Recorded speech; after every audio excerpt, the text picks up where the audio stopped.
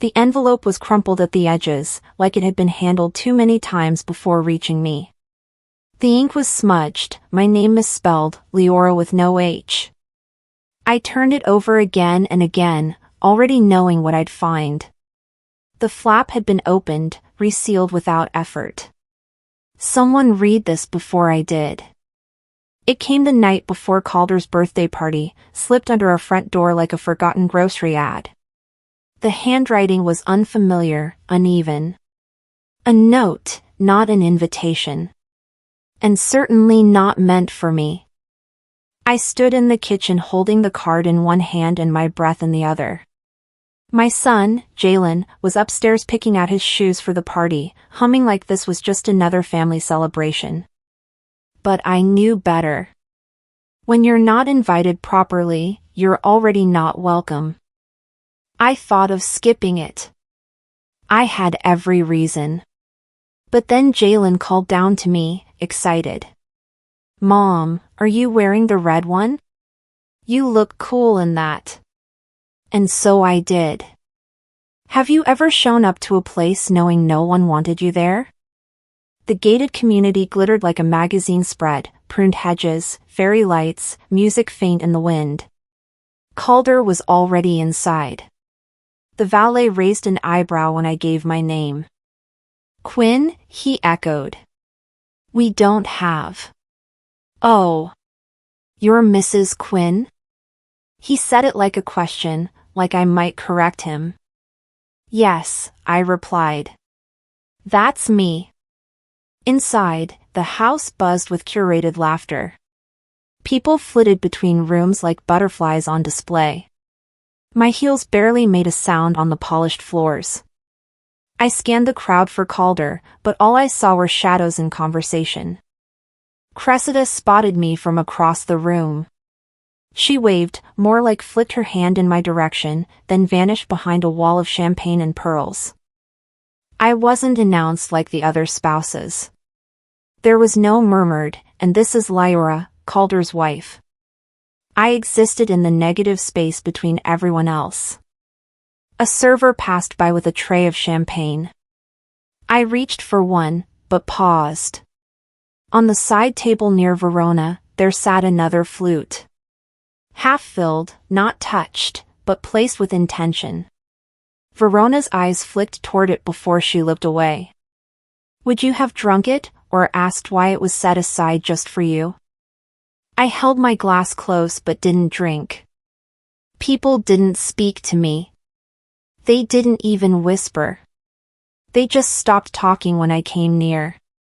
I stood by the window for 10 full minutes, ignored, as if I were a decorative vase too expensive to touch but not worth admiring. Calder finally approached. His eyes scanned the room more than they did my face. "Try not to embarrass my mother tonight," he murmured.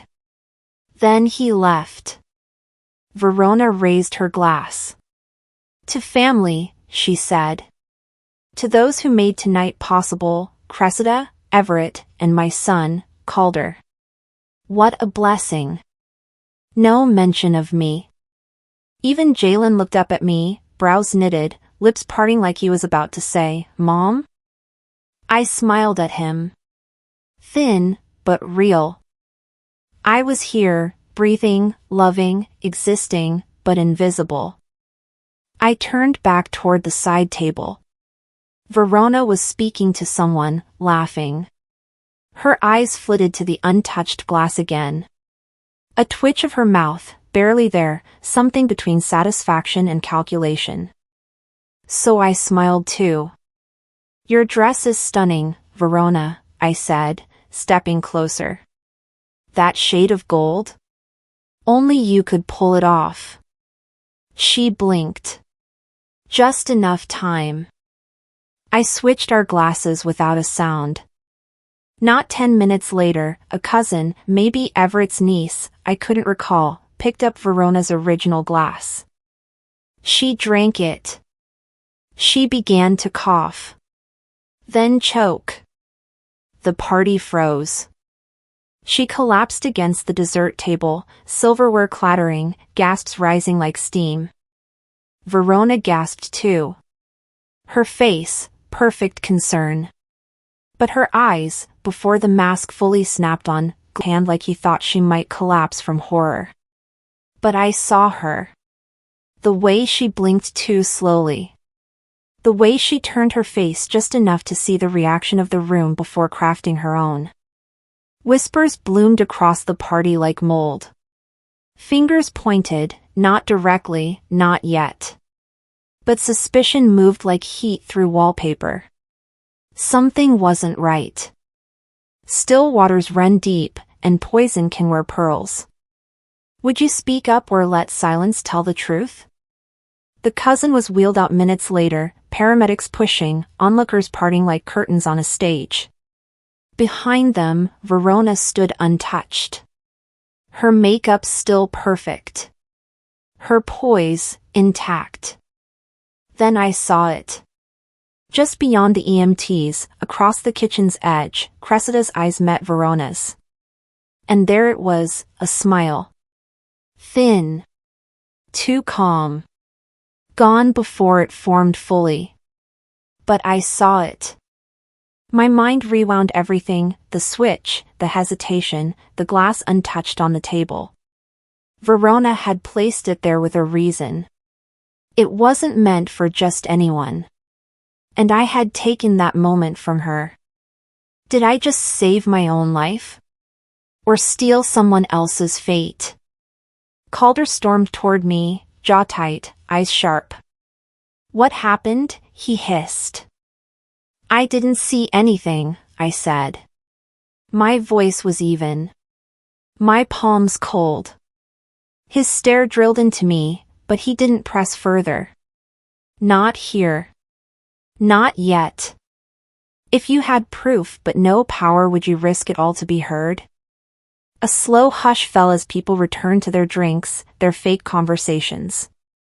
The DJ reset the music like nothing happened.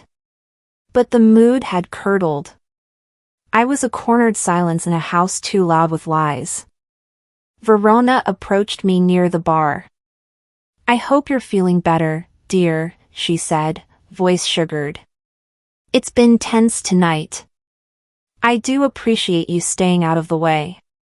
Her tone was dipped in sweet venom. Polite. Smiling. Murderous.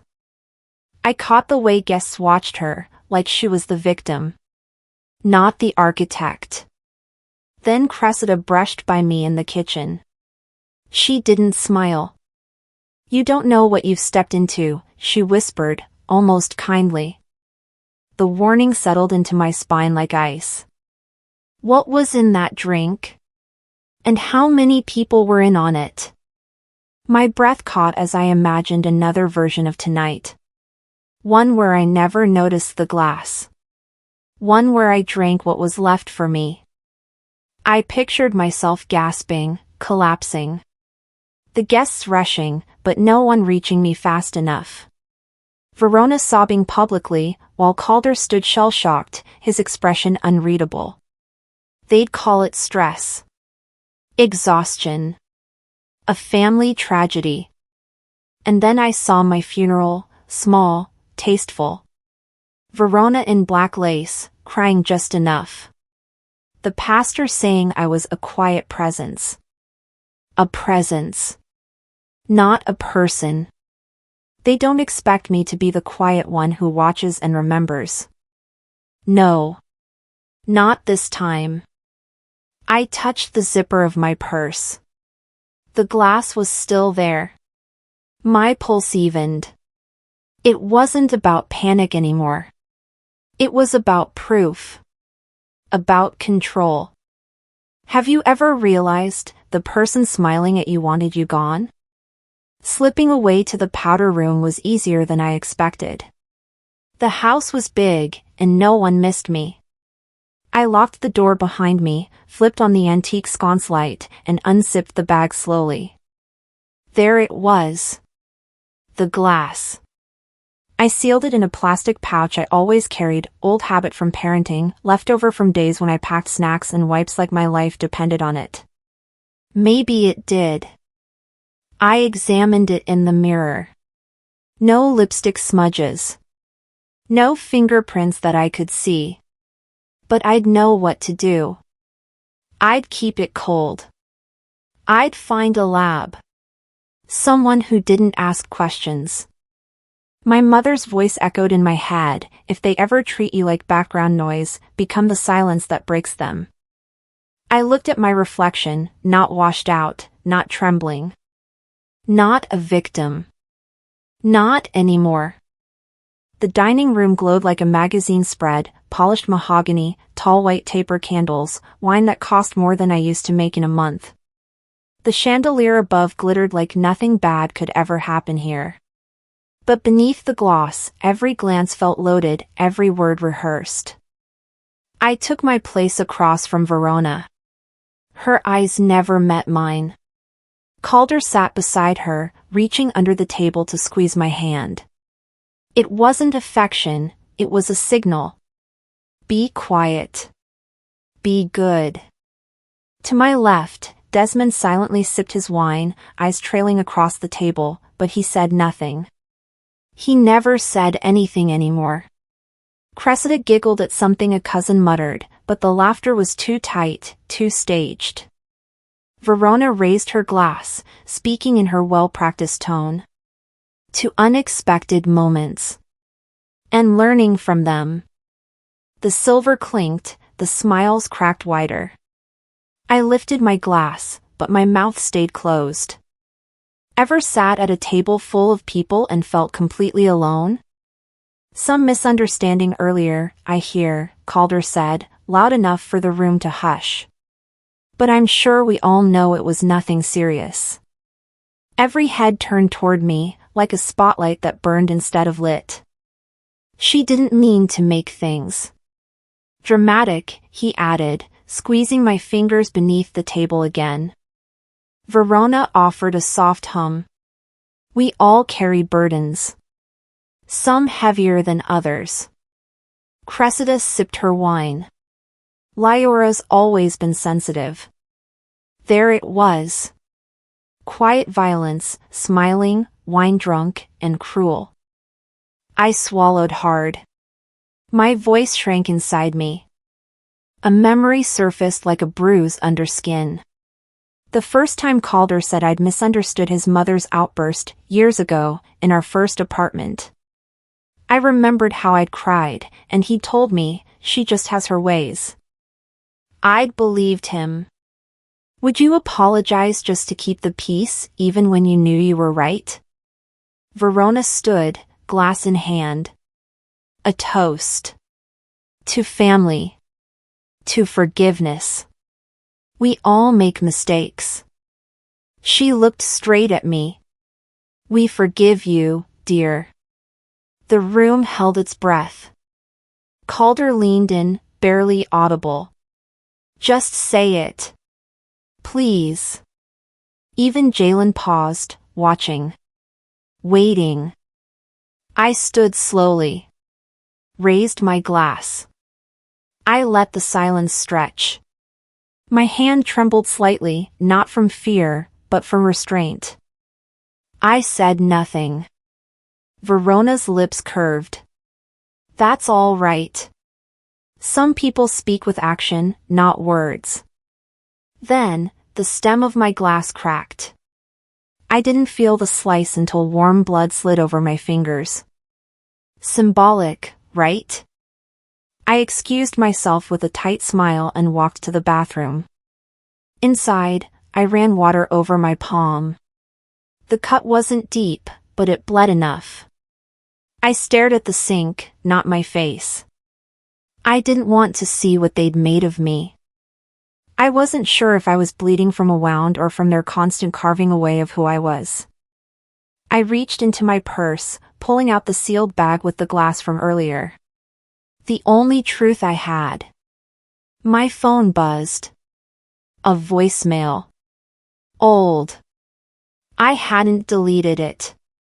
My mother's voice, if they ask you to bleed just to stay it's time to leave. I pressed a tissue to the cut. Fixed my lipstick. Smoothed my dress. No more apologies. Is silence strength or surrender? When I returned, no one asked about the cut. Not even Calder. I sat down, crossed my legs. Composed. Verona tilted her head. Shall we let it go now? I looked directly at her. I already have. Calder blinked like he missed something. Cressida scoffed behind her wine glass. Verona smiled again. The same kind of smile they teach in finishing school, pleasant, detached, dangerous. But I wasn't playing anymore. I was watching. Calculating. Not as a daughter-in-law. Not as a wife. As someone who knew what they were hiding. And I was done pretending I didn't. I woke up to silence, but because I didn't want them to say it was. Ever cleaned a place like you were never there, not because you had to, but because they made you feel you should? I carried my heels in hand, trying not to make noise as I crept toward the garage entrance. My plan was to leave quietly, head home before anyone realized I was still here. But when I opened the trash bin by the garage door to toss a tissue, something caught my eye. A frosted glass vial, small and squat, with a jagged tear down the label. It was wedged beside used napkins and a party ribbon. I stared at it for a moment. My hand hovered. Then, using the edge of my scarf, I pulled it free. It smelled sterile, chemical. Not perfume. Not food. And then, I remembered. Verona, just before guests arrived, stirring something into a small jar in the kitchen. It's my personal tea blend, she'd said. I didn't know what this vial was. But I knew what it wasn't. Do you keep a secret even if it could burn you later?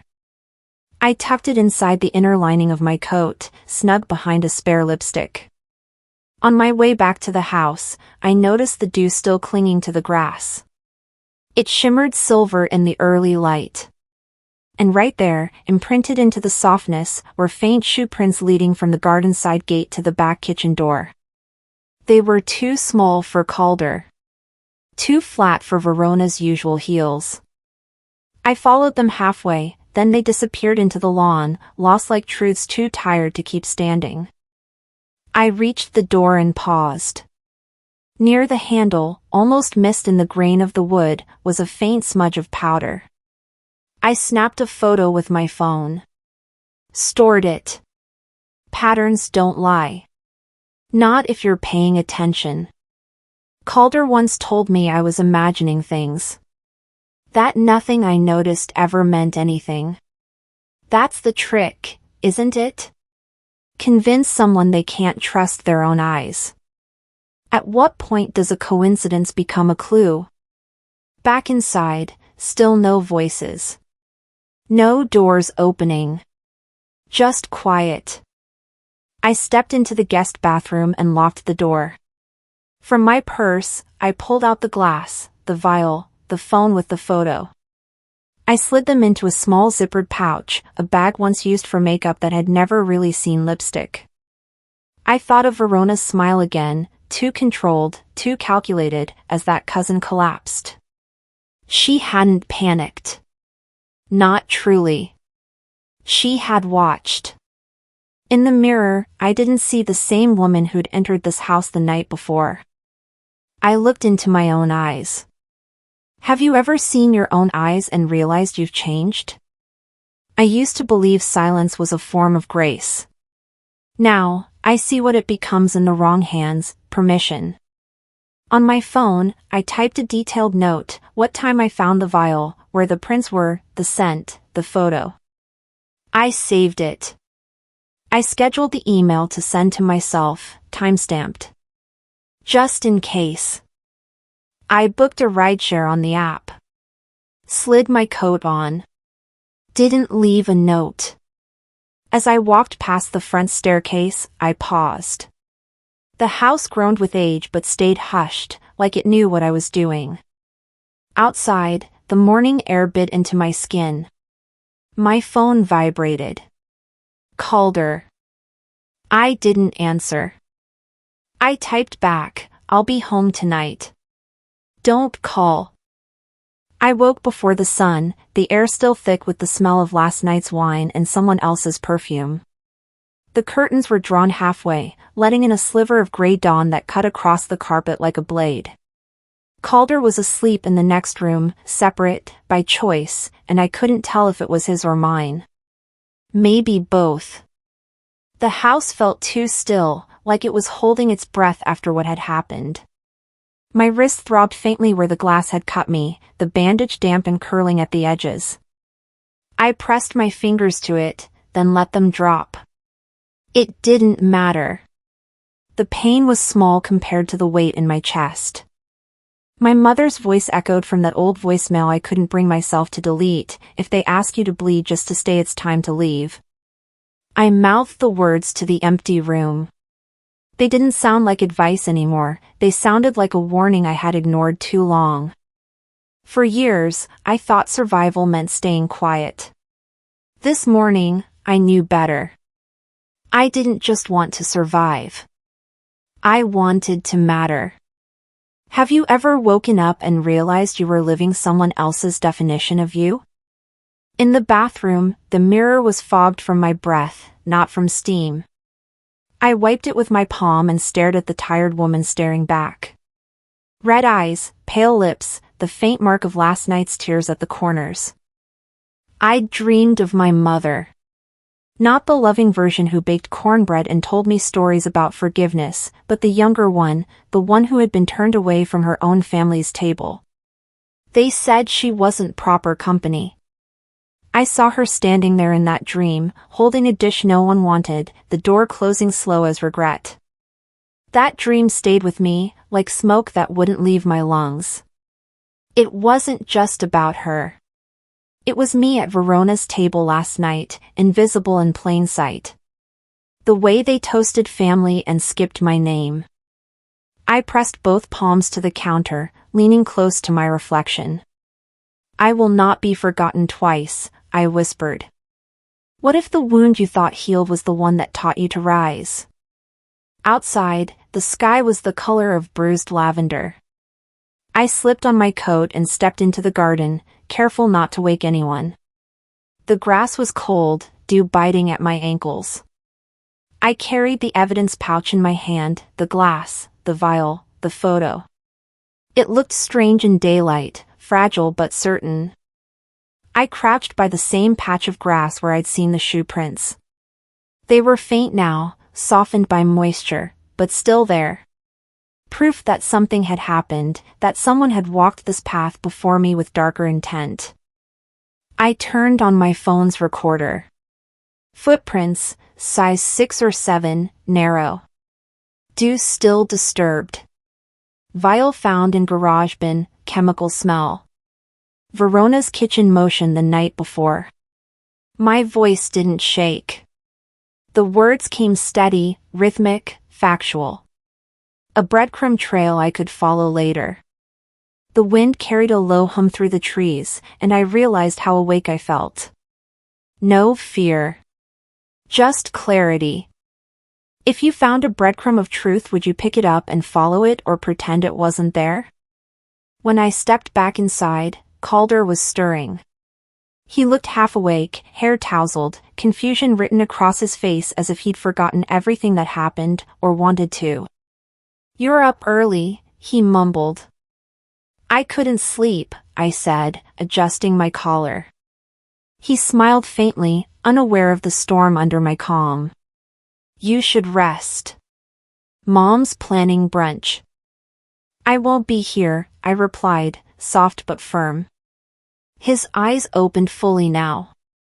"Lyra, don't make this worse." I met his stare.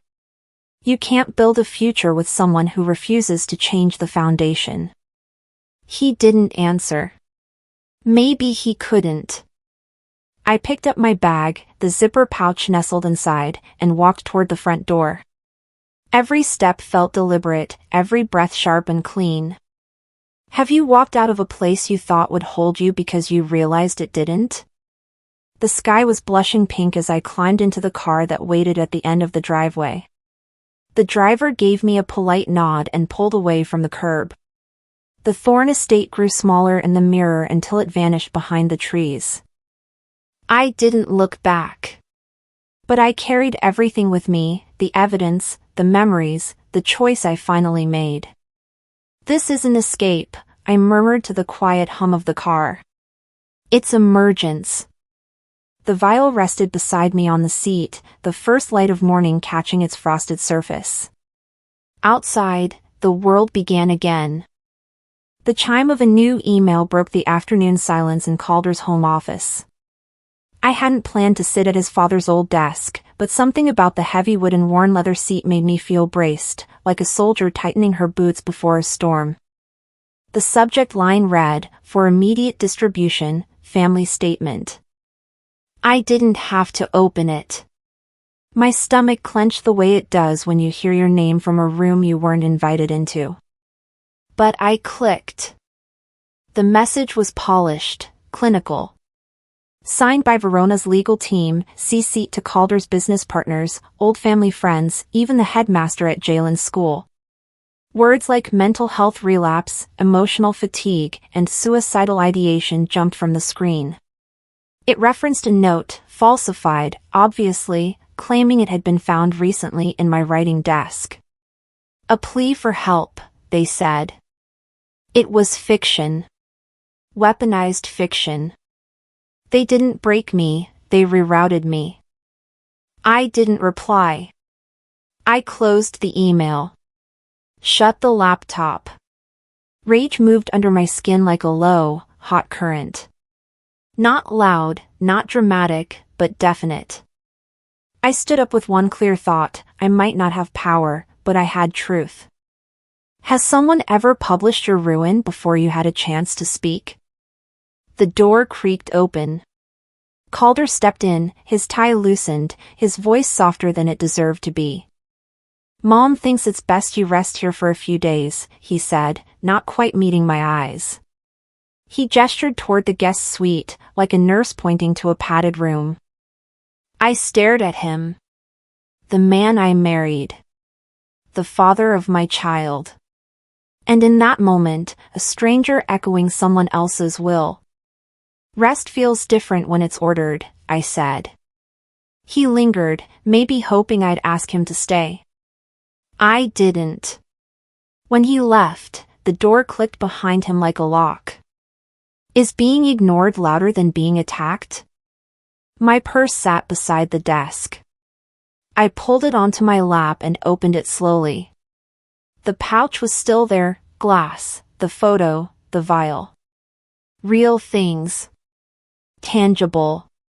Not theory, not emotion, evidence. My phone buzzed.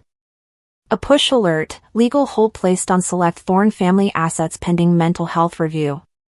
I felt cold sweep down my arms like a second skin. They were moving faster than I'd expected, cutting me out, rewriting the map, choking off air. I opened my contacts and typed, Delaney Rhodes. "We need to move now," I texted. She replied in under a minute, "I'm ready." Send the evidence. I hesitated. Once I hit send, the path changed. There'd be no walking it back. But then I saw the email again in my mind. My name wrapped in a lie. I attached the files. Pressed send. When they take your name away, what do you hold on to? The drawer beneath the desk stuck at first, then gave way. Inside, papers. Receipts. Ledger books. And one folded legal document stamped in gold. I pulled it out. It was a property transfer, one I didn't remember signing. My name printed, but not my handwriting. And the beneficiary? The Verona Thorn Foundation. My breath caught. I thought of those galas where I stood beside Calder, nodding like a good wife while Verona accepted applause. I was background. Decoration. But now, in my hand, I held the receipt of betrayal they hoped I'd never find. If they think they buried me with a signature, I'll dig up the truth with it. Have you ever found a document that changed your story? I stood slowly. Tucked the forged paper into the folder with the rest of the evidence. My fingers didn't tremble. I wrote Calder a note on a torn corner of stationery. Find me when you're ready. That's all. As I slipped into my coat, I passed the large glass door that opened to the back terrace. My reflection stared back, hair-pinned, lips steady, eyes sharp. Not broken. Burning. They started the fire. I'm pouring the gasoline. The text came at 8:17 p.m. Noah Greaves, we need to talk. Now. I stared at the name for a full minute before responding. The server from the party. The one with hesitant eyes and hands that trembled just enough to betray he'd seen more than he was supposed to. 20 minutes later, I met him at a nearly empty cafe tucked behind an old gas station just off Route 33. The place smelled like burnt coffee and disinfectant. The air was thick with quiet. Noah looked over his shoulder twice before he sat across from me. I don't have much time, he said. But you need to hear this. He slid his phone across the table. The screen displayed a voice memo. I tapped play. Verona's voice filled the silence. No one will notice one drink off. The words hung like smoke. Noah's eyes darted again. I shouldn't have this. They told me to forget what I saw. But I recorded it. I didn't trust them. My heart thudded like it had its own gavel. This wasn't just my imagination unraveling. This was confirmation. Verona's words, caught in the undercurrent of her mask. Have you ever held a piece of truth and known it could change everything? Noah swallowed. They came to my place. Someone left an envelope. No return address. Cash. A lot of it. There was a note, silence protects us all. He passed me a folded paper, an outline of a subpoena, buried threats in passive language, implications of legal action if he spoke publicly. They're lawyering up, he said. Real fast. This isn't just about you. It's bigger. I think they've done this before. I nodded slowly. I'd suspected as much. Don't contact me again, Noah whispered. I have to disappear for a while.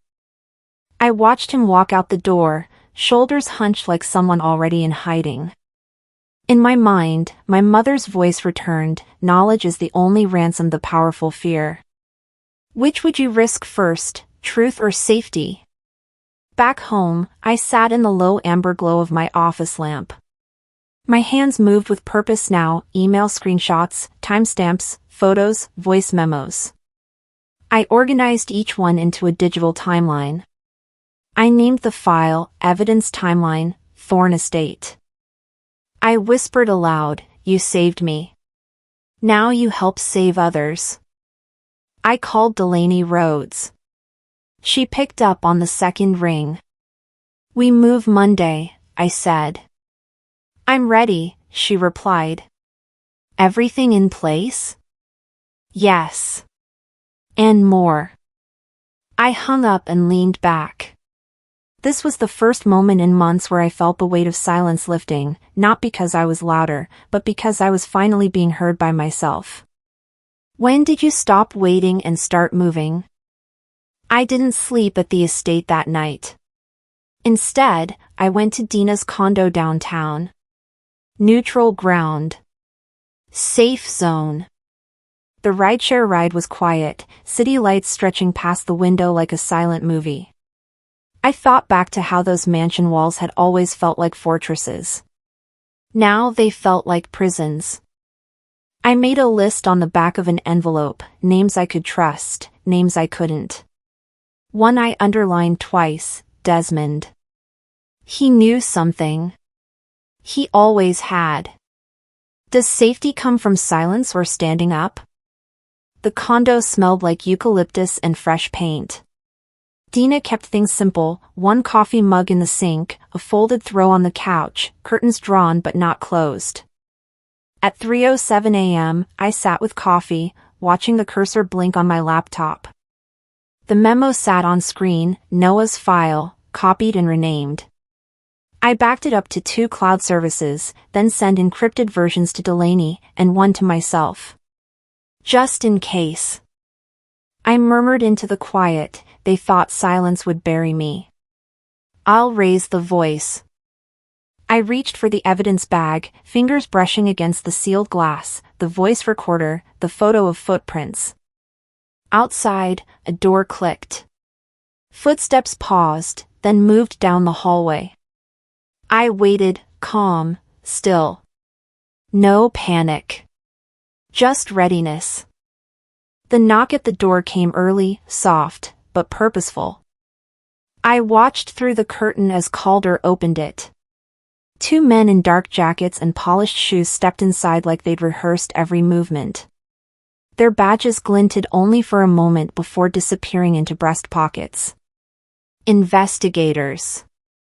Official ones. The kind Verona likely already knew by name. Calder didn't look at me. He simply gave a small nod, quiet instruction to stay out of it. That used to be enough to silence me. Not today. I walked into the room. One of the men turned and handed me a folded document. You are requested to remain available for questioning. Evidence is being processed and held for legal examination. His voice was like a copy machine, precise, emotionless. The words didn't land like accusations. They landed like constructions. I wouldn't be left off the agenda. I was the agenda. When they reorder the agenda without you, do you walk away, or take the seat anyway? Verona's assistant texted shortly after, Mrs. Thorne requests a private conversation in the drawing room. I arrived to soft lighting and the smell of honey and chamomile. She poured 2 cups of tea. Let's put this behind us, she said, setting her porcelain cup down gently. Your son deserves peace. She didn't drink her tea. Neither did I. She leaned forward, tone calm, but her eyes calculating. I worry about you, Lyora. I smiled thinly. Thank you. I worry about the version of me they built for you. Verona's expression didn't flinch. She simply nodded, the kind of nod that ends meetings, dismisses trials, signs paperwork that erases people. The cup stayed untouched between us. A symbol now. When someone smiles while cutting you off, what's your move? Back at the hotel, I opened a folder labeled, Release, Public Statement. Inside were drafts, media contacts, talking points, timestamps from the hospital file, the voice memo from Noah. Proof stacked against pretense. Tonight, I would meet with the journalist who covered Richmond's high society like a velvet court reporter. I didn't plan to offer scandal. I planned to offer truth. I closed my laptop and exhaled slowly. They move pieces before I do. I move the board itself. The conference room in downtown Richmond smelled of cold coffee and tension. Delaney Rhodes sat beside me, crisp in a navy blazer, her briefcase snapping open with precision. Across the gleaming mahogany table, 3 attorneys from the Thorne family's legal team shifted papers and avoided eye contact. Delaney laid out our motion, freeze order, subpoena list, protective filing for my evidence. I stared at the top page, bold typed in black ink, petitioner, Lyora Quinn. Justice too long delayed is justice denied. I reached for the document, fingers resting on the sharp edge. No more waiting. No more hoping someone would rescue me. The weapon was no longer shame, it was law, and this time, it belonged to me. Have you ever transformed your pain into your power? Back at the estate, I dialed into the company board meeting. Calder's voice filtered through the speaker as I muted myself and uploaded our legal motion into the shared folder. A moment later, the board's digital screen lit up with pending legal review, Quinn versus Thorne Estate. I watched their faces shift. Confusion first. Then recognition. Then panic. I unmuted. I'm attending this meeting because I still have rights and duties here. The room stilled. The chairman cleared his throat. Verona's voice came in over the speakerphone, clipped, polite, dangerous. Lyra, must we fight so publicly? I leaned closer to the microphone. We fight where the truth is visible. Her reply came like silk-wrapped venom. Your silence would have protected him. Jalen's face flashed in my memory. The way he looked at me when I didn't defend myself. The empty chair at every birthday. The gaps I was told were normal. A click. She was gone. I sat back. The room was quiet except for the quiet buzz of online presence. Does silence protect you or protect them? An hour later, the Richmond Business Journal broke the story. Estate investigation launched into Thorne family allegations. I watched the article populate across feeds, headlines reshaping history. Some comments believed me. Others mocked me.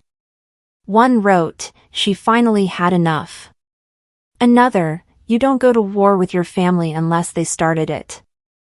I didn't reply. Didn't celebrate. I wasn't done. When your story becomes someone else's headline, do you hide or step into the light? That night, past midnight, the Thorne estate was silent.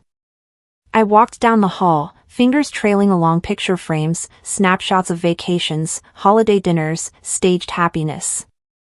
I paused at the old office. Calder's chair still sat under the window, slightly turned. I placed the folder of evidence on the desk. My glass vial. The photos. The transcript. My voice. They borrowed my name, now I'm reclaiming my story. I turned off the lamp and walked outside. The dawn hadn't broken yet, but the air felt ready, cold and full of promise.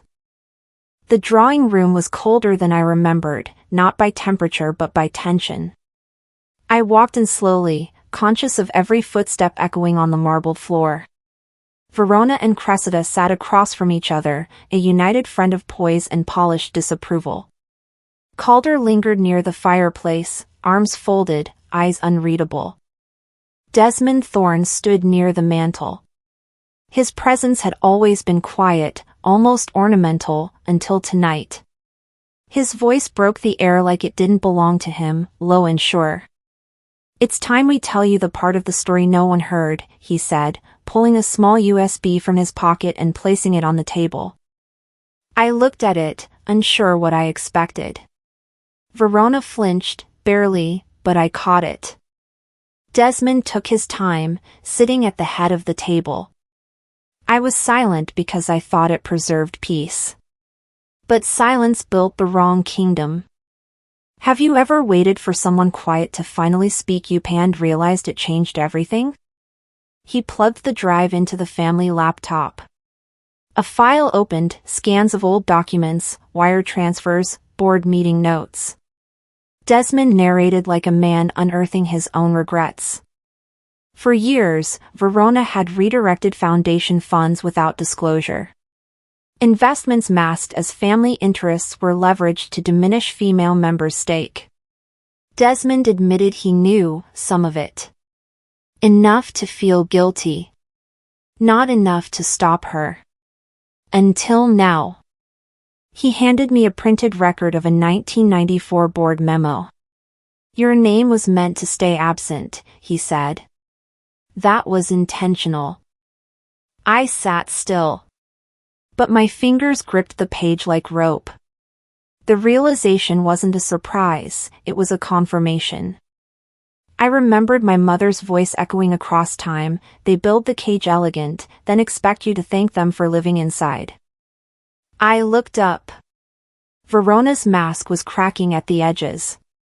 She smoothed her blouse, exhaled slowly, but her eyes flickered to Calder. When someone rewrites your story from behind his grandmother's abandoned chair. He looked at me, wide-eyed. There was no shame in his gaze. Only something new, pride.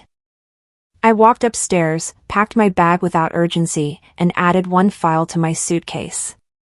A manila envelope with red ink across the top, next chapter. When the silent man gives you the microphone, what will you say first?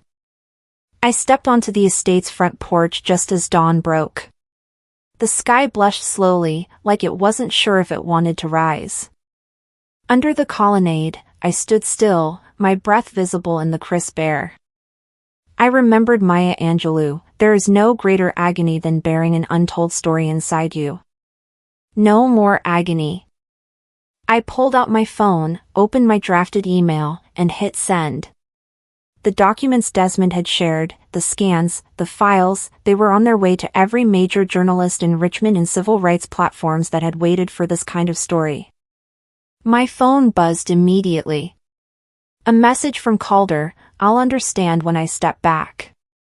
I closed the screen and slipped the phone in my pocket. They thought the power was in their orchestra.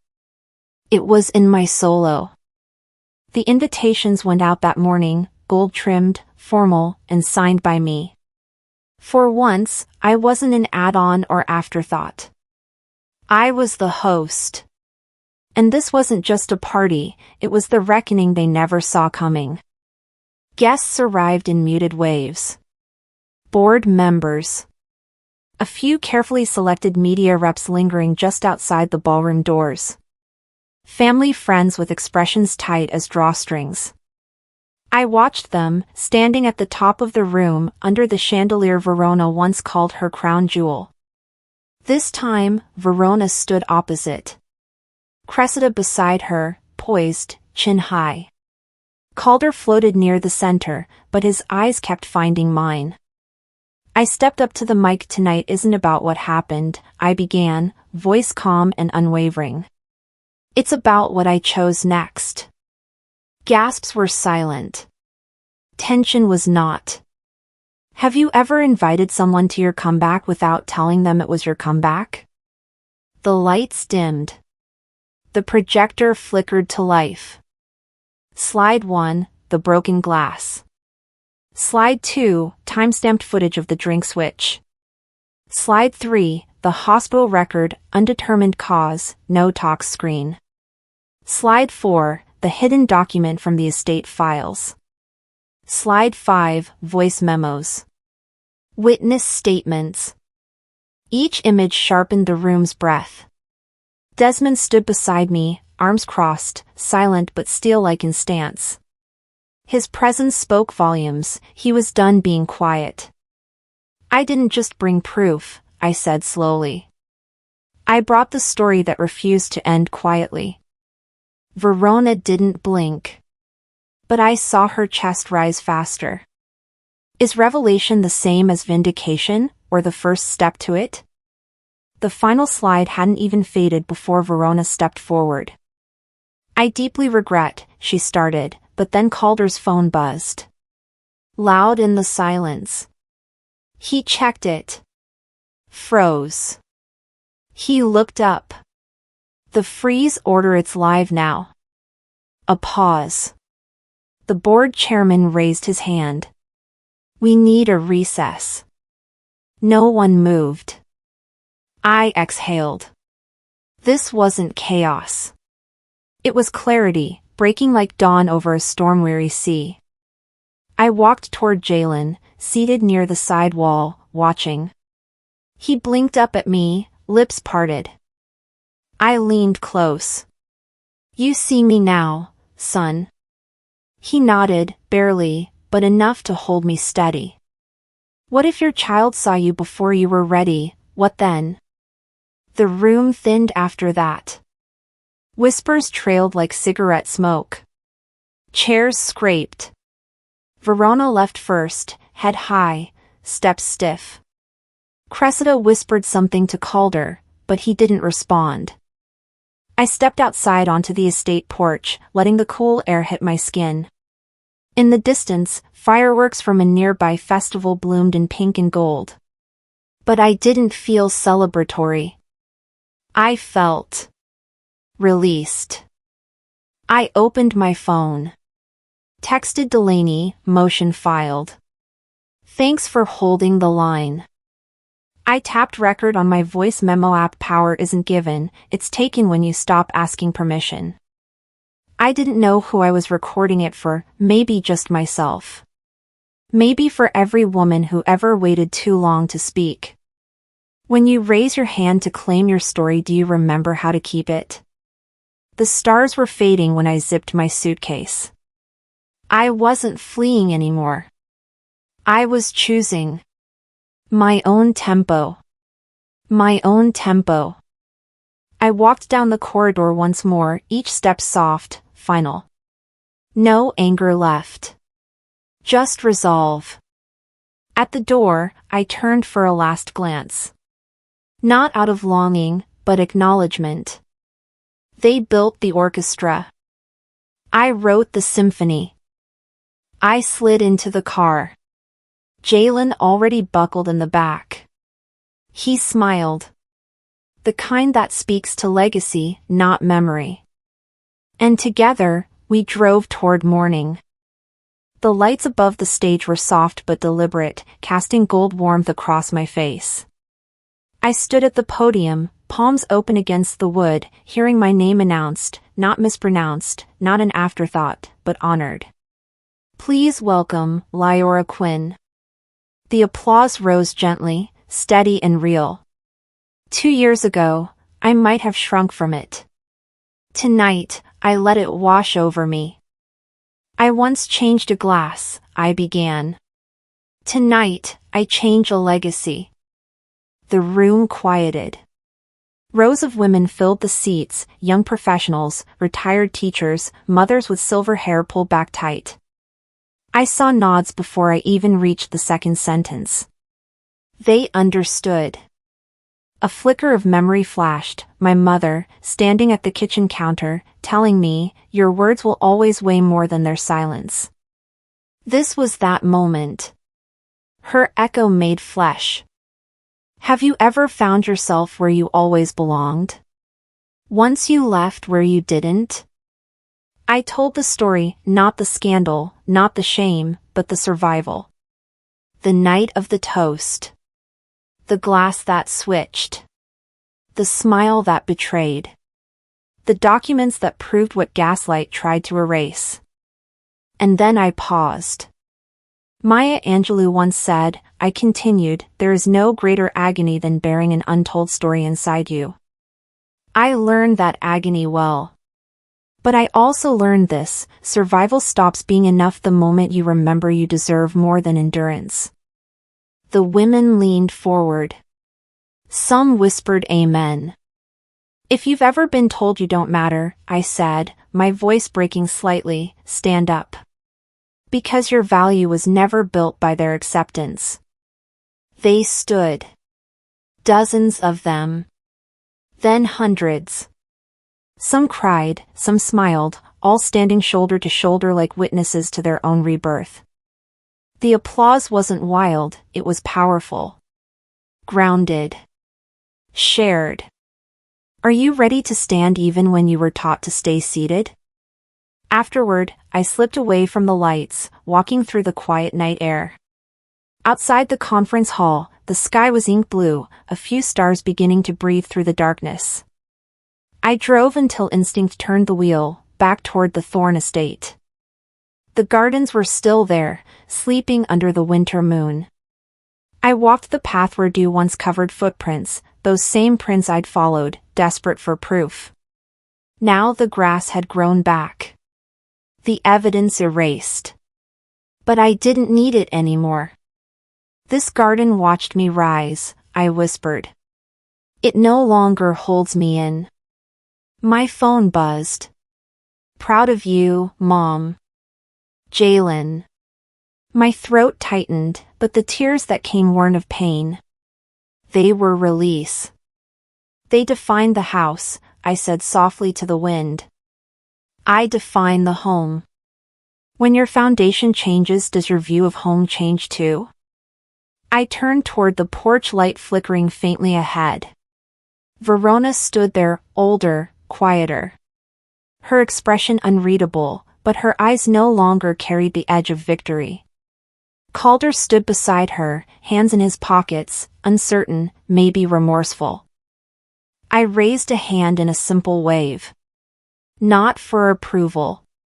For closure. He hesitated, then lifted his hand back. A small, silent bridge, acknowledgement, not apology. I walked past them into the foyer. The air smelled faintly of lemon polish and nostalgia. Portraits lined the hallway, the ones I used to avoid looking at. I didn't stop. I didn't bow. I just walked through. Movement wasn't just action anymore. It was arrival. What happens when you enter a room and it's finally yours? Later, in my study, dawn brushed the curtains pale gold. My laptop glowed with the title of a new document, From Silence to Sound, a memoir. I let my fingers rest above the keys, breathing in the quiet before the beginning. I thought of the glass, the vial, the evidence bag, the nights I doubted myself, and how each piece built the story that became my freedom. My first line appeared almost by itself. To anyone who was told they were invisible, this is your frame. The clock read 4:27 a.m. The house, once a cage, now hummed with stillness that felt like peace. I closed the laptop and looked out the window. The estate shimmered in dawn's light, once their monument, now my backdrop. Their script had ended. My narrative had just begun.